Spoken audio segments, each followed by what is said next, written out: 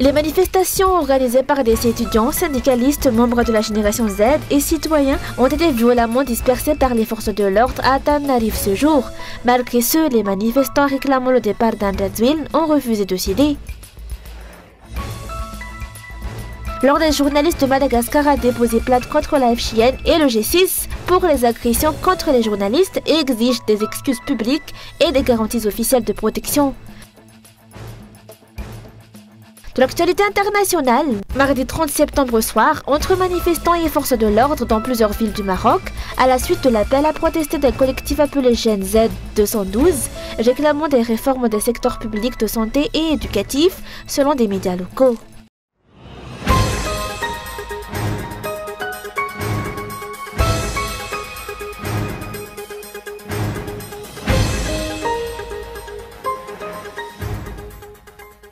Les manifestants, étudiants, syndicalistes, membres de la génération Z et simples citoyens se sont dispersés en plusieurs groupes à divers endroits de la capitale ce mercredi.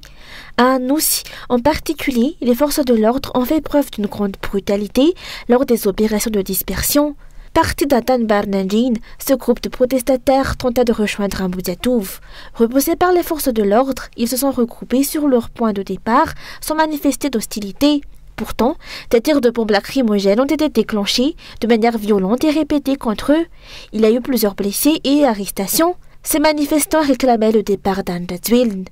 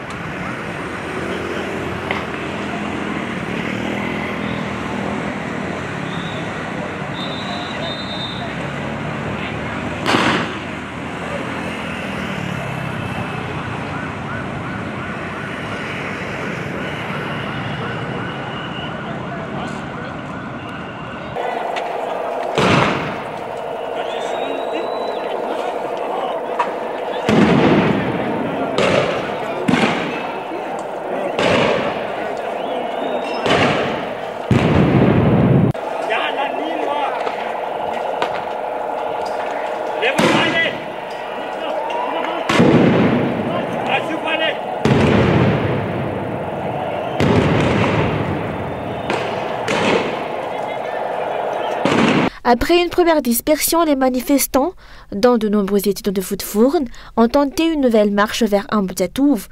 Là encore, les forces de l'ordre ont intensément utilisé des grenades lacrymogènes, allant jusqu'à pourchasser les protestataires jusque dans des écoles et même à l'intérieur des hôpitaux.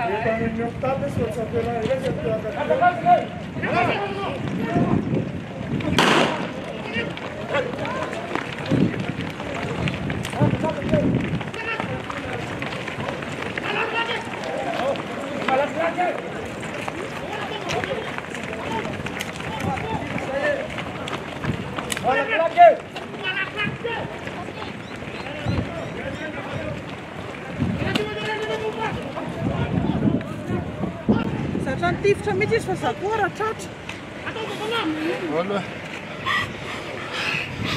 Toritoraisa zareo rehetra sy teny mandehana ho sista betsaka firina fahoarina dia zakoa voatifitra fa mba misy mamba dia tsy tratra. Fa hoana voatifitra anao? Ay tapeny lovavy napelany andeha. Napelany andeha fa. Magaty atsika.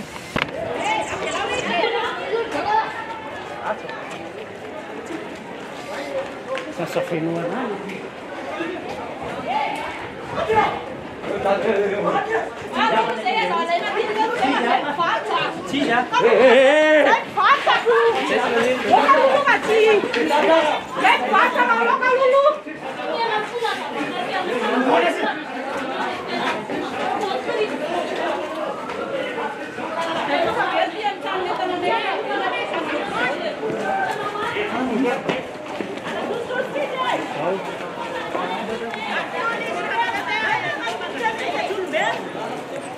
Selon les manifestants, la marche entamée d'Anous vers Ambatnakang était pacifique, les participants avançant les mains nues. Les forces de l'ordre y ont répondu par la violence. Les membres du G6 en particulier ont tiré sur tout groupe, y compris le groupe de bénévoles à Atan Barnandjin. Atan Nanju, un autre groupe de jeunes qui prévoyait de rejoindre Ambuzatouf, a été bloqué avant même son départ. Les étudiants ont tenté de négocier un passage, mais ils ont aussitôt été dispersés à coups de gaz lacrymogène.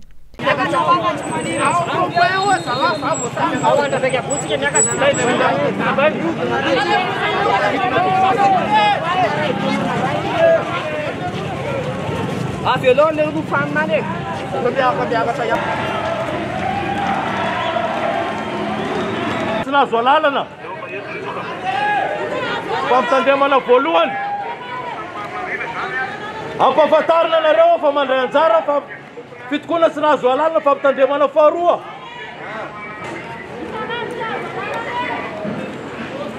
Miparitahana reo.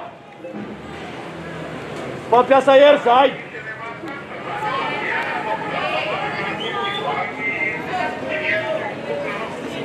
Ao atapitra fampitandremana.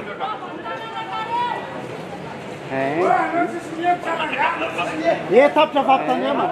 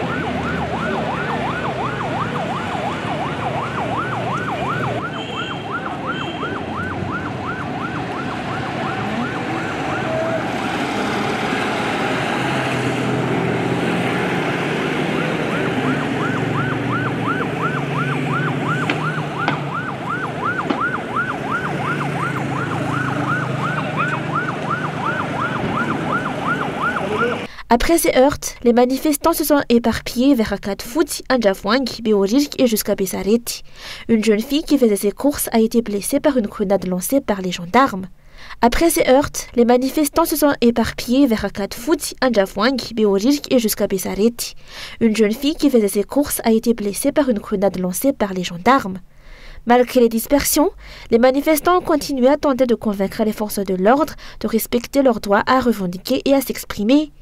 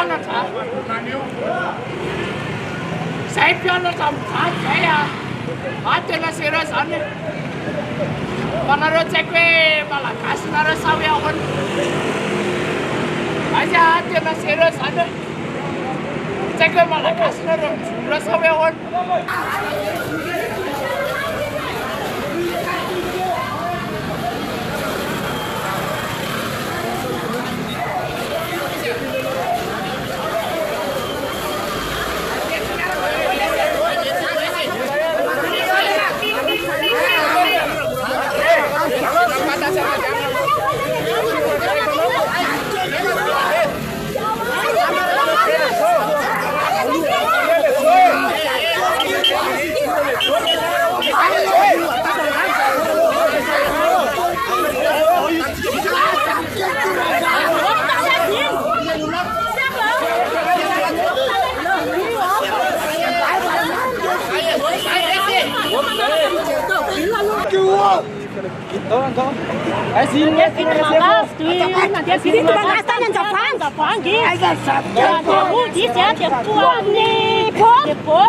Mais le commandant des opérations a maintenu une ligne dure, exécutant des ordres reçus, c'est-à-dire procéder immédiatement à la dispersion et lancer des salves de grenades lacrymogènes.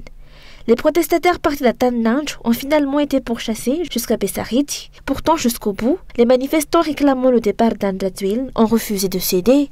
Cette journée a été marquée par la violente répression des forces de l'ordre à Tan-Najif et ses environs, à l'image de leurs dirigeants, qui l'a rappelé dimanche dernier devant les plus hautes instances de la FDS. Le vrai visage d'Andratuil apparaît clairement aujourd'hui, raison de plus pour exiger sa démission, selon les manifestants.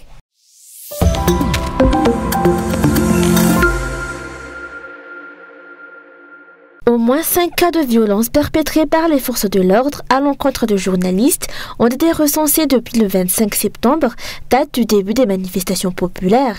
L'Ordre des journalistes de Madagascar a fermement condamné ces actes ce jour et annoncé avoir déposé plainte contre les unités impliquées. La plainte visant la FGN et le G6, responsables de destruction de matériel et d'agression sur des journalistes, a été déposé auprès de Madame la procureure du tribunal de première instance. Ce dossier sera suivi de près. Nous remercions nos avocats, qui assurent bénévolement notre défense, ainsi que les différentes associations de l'OGM qui s'unissent pour dire non aux violences contre les journalistes. L'OGM exige également des excuses officielles et une déclaration publique des forces de l'ordre.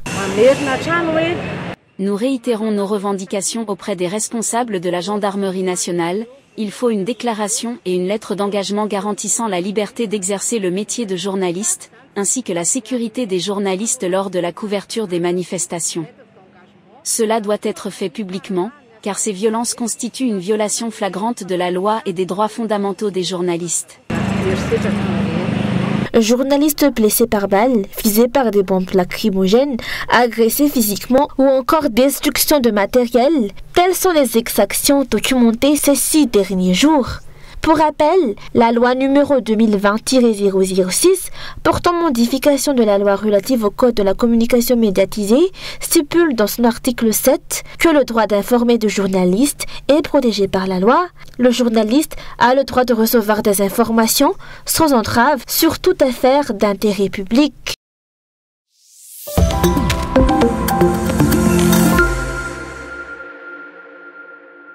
Ancien ministre de la Défense, le général Désiré Ramagaville estime qu'un directoire militaire de fait s'est mis en place à Madagascar, vu que c'est l'OM-Sénat qui a pris la décision de la reprise des cours bien avant la dissolution du gouvernement.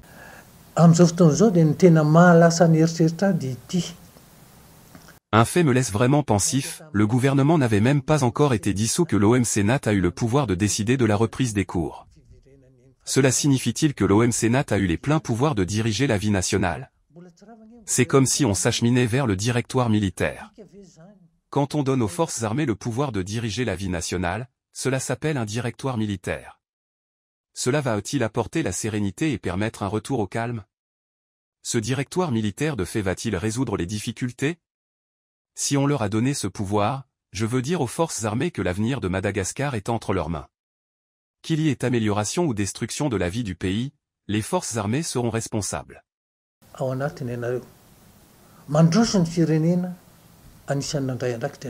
Pour ce général, à la retraite, les forces armées doivent jouer le rôle de médiateur car personne n'a intérêt à voir la destruction du pays. De nombreuses personnes ont perdu leur travail. La pauvreté va aller crescendo. Les inquiétudes vont s'amplifier. Les Nations Unies et les pays africains s'indignent de l'utilisation de la violence face à une revendication de droits fondamentaux. Madagascar va être pointé du doigt pour ne pas respecter les critères pour la préservation de la sécurité publique. L'histoire est un recommencement. En 1991, la Convention du Panorama est le fait de la médiation des forces armées entre les manifestants du 13 mai et les dirigeants. Pendant 2 jours, il y a eu des pourparlers entre les belligérants et cela a abouti à la mise en place de l'autorité de l'État. La Constitution était encore respectée. Les élus sont restés en place avec restriction de leurs pouvoirs qui ont été transférés à la haute autorité de l'État. Les revendications populaires ont été satisfaites, la Constitution respectée. Il n'y a pas eu de trouble. des élections ont été envisagées.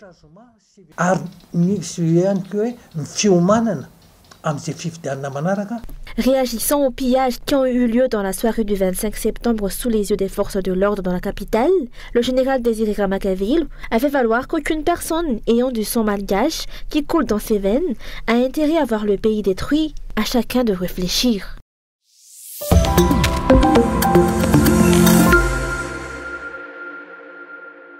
Le pape Léon XIV a confié dans ses prières la situation dramatique qui a coûté la vie à de nombreux malgaches et blessé plusieurs autres. Il a exhorté à prier pour éloigner toute forme de violence et privilégier la quête de sérénité, de justice et de l'intérêt commun. Sono addolorato per le notizie che giungono dal Madagascar. J'ai beaucoup de peine avec les nouvelles qui nous viennent de Madagascar.